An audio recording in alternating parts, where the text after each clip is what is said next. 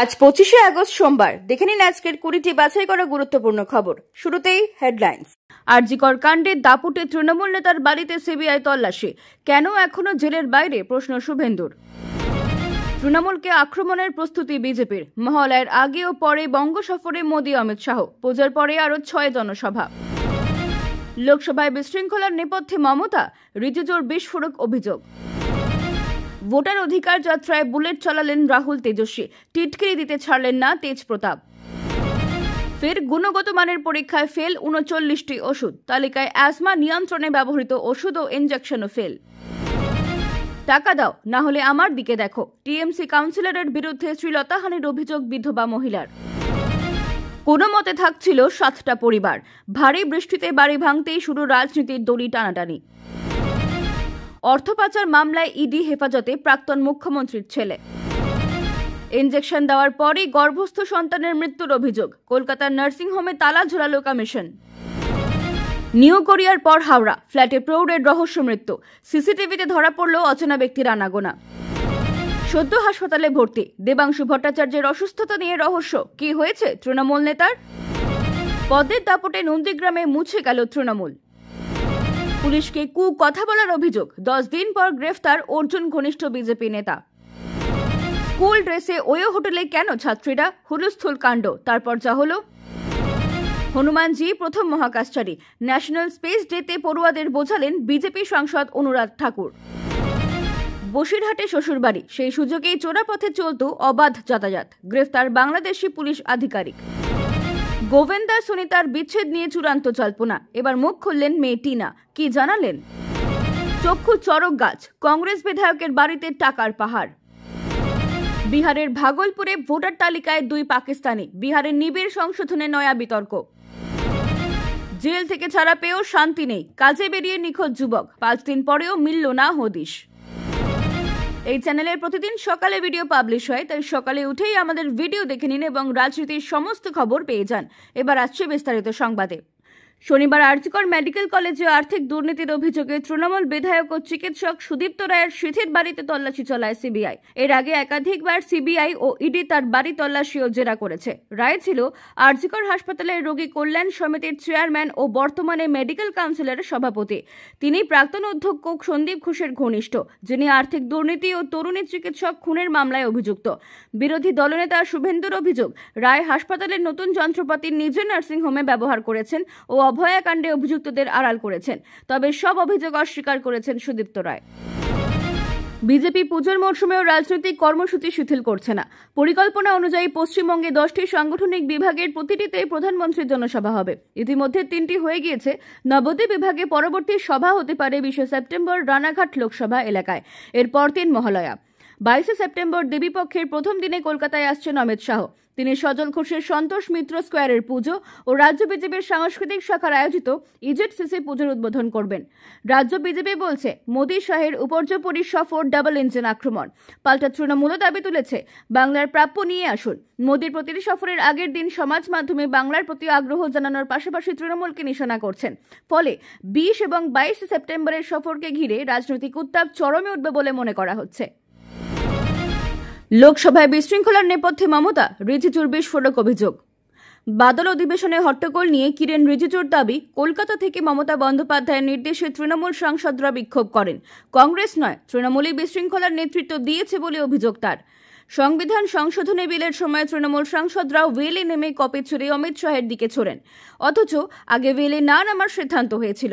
রিজিজুর দাবি, পরে মমতার নির্দেশে সিদ্ধান্ত বদল হয়। এই অভিযোগ ঘিরে রাজনৈতিক মহলে নতুন বিতর্ক শুরু হলেও তৃণমূল এখনও প্রতিক্রিয়া জানায়নি। ভোটার অধিকার যাত্রায় বুলেট চালালেন রাহুল তেজস্বী, টিটকিরি দিতে ছাড়লেন না তেজ প্রতাপ। বিহারের ভোটার তালিকায় অনিয়মের অভিযোগে চলছে বিরোধীদের 16 দিনের ভোটার অধিকার যাত্রা। রবিবার পূর্ণিয়ায় বুলেট ছুড়ে রোড শো করতে গেলেন কংগ্রেস নেতা রাহুল গান্ধী ও আরজেডি নেতা তেজস্বী যাদব। 17ই আগস্ট শাসরাম থেকে শুরু হওয়া এই যাত্রা 20টি জেলারও বেশি জায়গা ঘুরে 1 সেপ্টেম্বর পাটনায় সমাবেশের মধ্যে দিয়ে শেষ হবে। শনিবার কাটিহারে রাহুল অভিযোগ করেন, বিজেপি ভোট চুরি করে ক্ষমতা আঁকড়ে আছে এবং গরিবদের সুযোগ থেকে বঞ্চিত করছে। এদিকে আরজেডির বিদ্রোহী মুখ তেজপ্রতাপ যাদব কটাক্ষ করেন, রাহুল তেজস্বী বাইকে ঘুরছেন, এসি গাড়িতে চড়ছেন, অথচ সাধারণ মানুষের হাত ধরছেন না। অন্যদিকে উপমুখ্যমন্ত্রী বিজয় সিনহার অভিযোগ, তারা নরেন্দ্র মোদীর প্রতি অসম্মান দেখাচ্ছেন। সম্রাট চৌধুরীর কটাক্ষ, আজকাল রাজপুতরা রাস্তায় ঘুরছেন, এটাই পরিবারতন্ত্রের রাজনীতি। ফের গুণগত মানের পরীক্ষায় ফেল 39টি ওষুধ, তালিকায় অ্যাজমা নিয়ন্ত্রণে ব্যবহৃত ওষুধ ও ইনজেকশনও ফেল। জুলাইয়ে সর্বভারতীয় স্তরে সংগৃহীত নমুনার রিপোর্টে দেখা গেছে ফের 39টি ওষুধ গুণমান পরীক্ষায় ফেল করেছে। নির্দিষ্ট ব্যাচ নম্বর উল্লেখ করে সমস্ত পাইকারি ও খুচরো বিক্রেতাদের কাছে নির্দেশিকা জারি করেছে রাজ্য ড্রাগ কন্ট্রোল। ত্বকের ক্রিম, শ্যাম্পু, ডায়াবেটিস, বদহজম, অ্যাসিডিটি নিয়ন্ত্রণের ওষুধ, অ্যান্টিবায়োটিক, ভিটামিন, অ্যাজমা, অ্যালার্জি ও আর্থ্রাইটিসের ওষুধও এই তালিকায়। সম্প্রতি রাজ্যে সংগ্রহ করা 5টি অ্যাসিডিটি ও পেটের সমস্যার ওষুধও ফেল করেছে। এর মধ্যে 3টি প্রস্তুত করেছে কলকাতার সংস্থা, 2টি হিমাচলের। পরীক্ষায় দেখা গেছে ওষুধে প্রয়োজনীয় রাসায়নিকের পরিমাণ নেই। রিপোর্ট ইতিমধ্যেই পাঠানো হয়েছে কেন্দ্রীয় ড্রাগ কন্ট্রোল বিভাগে। মাসখানেক আগেই দেশ জুড়ে 188টি ওষুধ পরীক্ষায় ফেল করেছিল, যার মধ্যে কলকাতার ল্যাবে 27টি। নতুন রিপোর্টে উদ্বেগ আরও বেড়েছে। টাকা দাও, না হলে আমার দিকে দেখো, টিএমসি কাউন্সিলরের বিরুদ্ধে শ্লীলতাহানির অভিযোগ বিধবা মহিলার। রাজপুর সোনারপুর পুরসভার এক কাউন্সিলরের বিরুদ্ধে বিধবা মহিলার তোলা দাবি এবং শ্লীলতাহানির অভিযোগ। ঘটনায় উত্তেজনা ছড়িয়েছে এলাকায়। অভিযোগের ভিত্তিতে পুলিশ মামলা রুজু করে তদন্ত নেমেছে। মহিলার দাবি, কাউন্সিলর তার কাছ থেকে 50,000 টাকা পান, না দিলে শারীরিক সম্পর্কের প্রস্তাব দেন। স্বামীর মৃত্যুর পর ব্যবসা শুরু করার পর থেকেই তাকে নানাভাবে চাপ দেওয়া হচ্ছিল বলে অভিযোগ। অভিযুক্ত কাউন্সিলরের দাবি, অভিযোগ মিথ্যা ও রাজনৈতিক উদ্দেশ্য প্রণোদিত।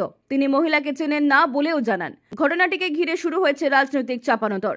বিজেপি নেতা সুনীপ দাসের দাবি, কাউন্সিলরকে অবিলম্বে গ্রেফতার করতে হবে। সিপিএম নেতা সায়ন বন্দ্যোপাধ্যায় বলেন, তৃণমূল জনপ্রতিনিধিত্বকে অকলঙ্কিত করছে এবং বিধায়কের আশ্রয়ে কাউন্সিলর বেপরোয়া হচ্ছেন। অর্থ পাচার মামলায় ইডির হেফাজতে প্রাক্তন মুখ্যমন্ত্রীর ছেলে। ছত্তিশগড়ের প্রাক্তন মুখ্যমন্ত্রী ভূপেশ বাঘেলের ছেলে চৈতন্য বাঘেলকে মদ কেলেঙ্কারির মামলায় 14 দিনের বিচার বিভাগীয় হেফাজতে পাঠিয়েছে আদালত। ইডির অভিযোগ, 2019 থেকে 2022 সালে ঘটে যাওয়া এই কেলেঙ্কারিতে 1000 কোটির বেশি অবৈধ অর্থ চৈতন্য গ্রহণ করেন এবং তার রিয়েল এস্টেট ব্যবসায় 16.7 কোটি টাকা ব্যবহার করেন। সেল কোম্পানি ও কম মূল্যায়িত প্রকল্পের মাধ্যমে অর্থ পাচারের অভিযোগও রয়েছে। ইডি ইতিমধ্যে প্রাক্তন মন্ত্রী কাওয়াসি লাখমা ও প্রাক্তন মেয়রের ভাই আনোয়ার ধেবার, প্রাক্তন আইএএস অনিল তুতেজা সহ কয়েকজনকে গ্রেফতার করেছে। কংগ্রেস এই গ্রেফতারকে রাজনৈতিক প্রতিহিংসা বলে দাবি করেছে। অন্যদিকে বিজেপি বলছে তদন্ত সংস্থাগুলি তাদের কাজ করছে। বর্তমানে চৈতন্য বিচার বিভাগীয় হেফাজতে এবং আগামী সপ্তাহে হাইকোর্টে তার জামিনের শুনানি হবে। সদ্য হাসপাতালে ভর্তি দেবাংশু ভট্টাচার্যের অসুস্থতা নিয়ে রহস্য। কি হয়েছে তৃণমূল নেতার? আর কয়েক মাস পরই রাজ্য বিধানসভা নির্বাচন। তার আগে অসুস্থ হয়ে হাসপাতালে ভর্তি হলেন তৃণমূলের আইটি সেল প্রধান দেবাংশু ভট্টাচার্য। গত শুক্রবার তাকে ভর্তি করা হয়। বর্তমানে তিনি স্থিতিশীল। হাসপাতাল থেকে ভিডিও বার্তায় দেবাংশু বলেন, আপাতত বড় সমস্যা নেই, কিছু পরীক্ষায় অসুবিধা ধরা পড়েছে, চিকিৎসকেরা সমাধান করছেন। খুব শিগগিরই সুস্থ হয়ে রাজনৈতিক যুদ্ধে ফিরব। নিজের ফেসবুক পেজে ভিডিও শেয়ার করে তিনি লেখেন, সমস্যা ধরা পড়েছে, চিকিৎসা চলছে, খোঁজ নেওয়া সকলকে ধন্যবাদ, খুব তাড়াতাড়ি দেখা হবে। পোস্টটি মুহূর্তে ভাইরাল হয়ে যায়। সারাক্ষণ নিউজ চ্যানেলগুলো দেখে সময় নষ্ট না করে এই ভিডিওগুলোতেই দেখে নিন সারাদিনের সমস্ত গুরুত্বপূর্ণ খবরগুলো। তাই যখনই এই রকম থাম্বনেল দেখবেন তখনই ক্লিক করে দেখে নেবেন। পদ্মের দাপুটে নন্দীগ্রামে মুছে গেল তৃণমূল। নন্দীগ্রামের বিরুলিয়া সমবায় সমিতির নির্বাচনে 12টি আসনের সবকটিতে জয় পেল বিজেপি। তৃণমূল কংগ্রেস ও সিপিআইএম কোনো আসনে জিততে পারেননি। ভোট শান্তিপূর্ণভাবে সম্পন্ন হয় কড়া নিরাপত্তার মধ্যে। এই জয়কে রাজনৈতিক মহল শুভেন্দু অধিকারীর নেতৃত্বে বিজেপির জনপ্রিয়তা ও সাংগঠনিক শক্তির প্রতিফলন বলে দেখছে। বিজেপি জানিয়েছে, নন্দীগ্রামের উন্নয়নের জন্য তারা কাজ করে যাবে। অন্যদিকে তৃণমূলের এই হারের পর তাদের কৌশল পুনর্বিবেচনার সম্ভাবনা দেখা দিচ্ছে।